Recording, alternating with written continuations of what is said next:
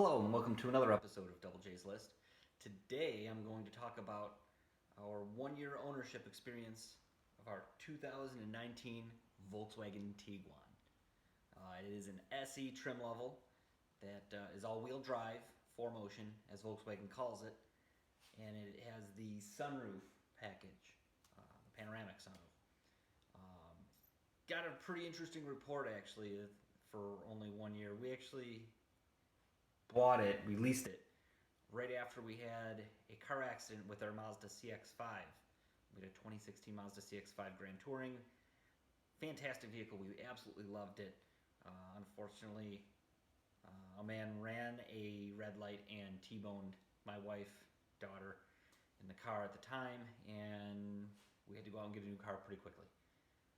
So I contacted my friend that works for a Volkswagen dealership locally, and he got us into this. And there's some good and bad. The good is it's huge for its class of SUV. I think it's a lot bigger than a lot of other SUVs that are in this price class and size class. Lots of room inside. The rear seats are massive. The hatch is really big. Very nice. Very good interior. Quality materials, pretty good.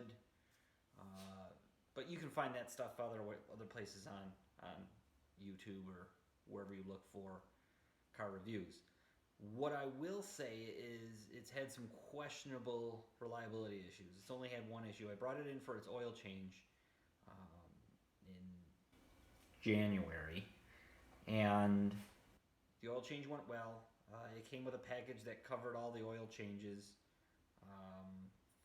I think it covers 2 of the oil changes that we have to do, and then on the third one I'll just turn it in before I do the oil change. I'm not going to pay for that.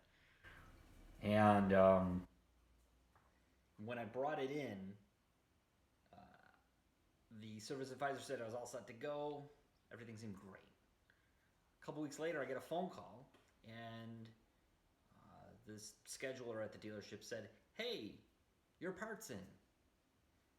Okay, what part? She said, "Your bevel box." All right, what vehicle is this for? Volkswagen. I'm like, yeah, I have 2. Which one? Let me look. Wait a little while. Your 2019 Tiguan. Okay. I was like, "What's a bevel box?" And she's like, "I don't know." Okay, great. So I go home and I look it up, and bevel box, I guess, is Volkswagen speak for transfer case. It's what transfers the power from the transmission to the rear wheels. So apparently that was faulty. No one told me at the time of the oil change that there was anything wrong with the car, and they were ordering parts. So I was pretty convinced that they called the wrong customer. So I called back the next day and explained the whole situation, and I said, "I don't think this is me. No one mentioned this to me." And they transferred me to a service manager, and the manager said, no, this definitely is your car. The service advisor made an error and didn't tell you. He was a newer person, and he made a mistake. So when do you want to come in to get the car fixed? And I went and brought it in. If you research it, it's actually a fairly common problem on Volkswagen Tiguans, and the list price is over $3,000 for the job to get done. I brought it in, and they're out of loaner cars, so they had to give me a rental car. That was another little snafu I ran in with this whole situation. I passed 3 Volkswagen dealerships to go to a dealership that actually has really good service, and I know the people who work there.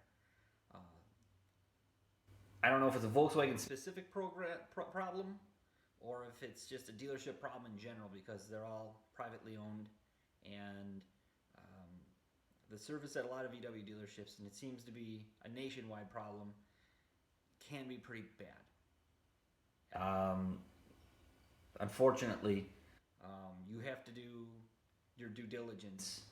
Go on local forums or local VW groups on Facebook and find out who the good VW dealership, if there is one in your area, to go to. And luckily we have one here in Western New York. So they gave me a rental car. They actually gave me a Ford F-150 crew cab because I had child seats. Okay, that's great. I dropped it off in the morning. I worked in the afternoons. I get a call right before I'm leaving for work. Oh, your car's done. You can come pick it up. And I said, well, I'm leaving for work right now, so I'll come in tomorrow and get it.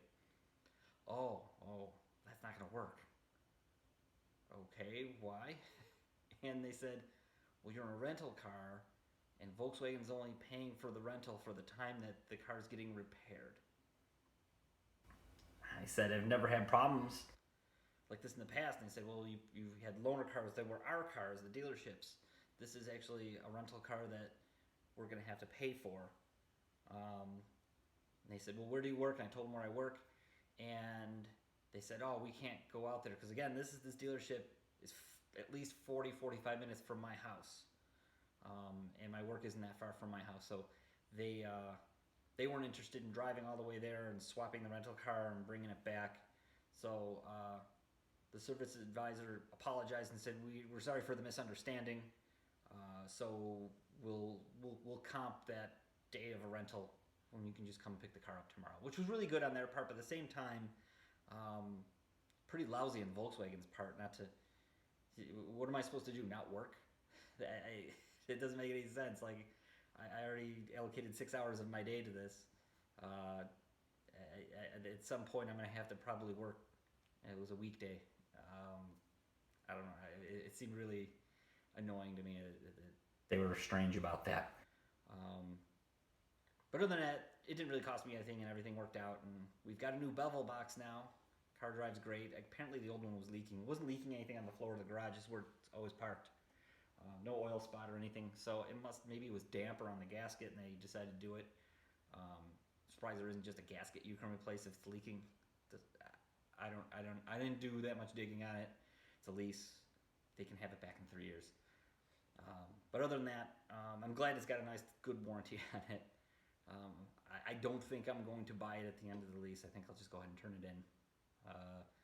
Because if this is an issue that happens at only a year old, who knows what else could go wrong. It is a Volkswagen. This is a 2019, so it has the 6-year, 72,000 mile warranty. But at that point, I only have 3 years left. So I don't know if I'd rather have a little longer warranty or something different at that point. So anyway, that's my story. If you have any questions, go ahead and post them down there in comments. Please like and subscribe, and thank you for joining me.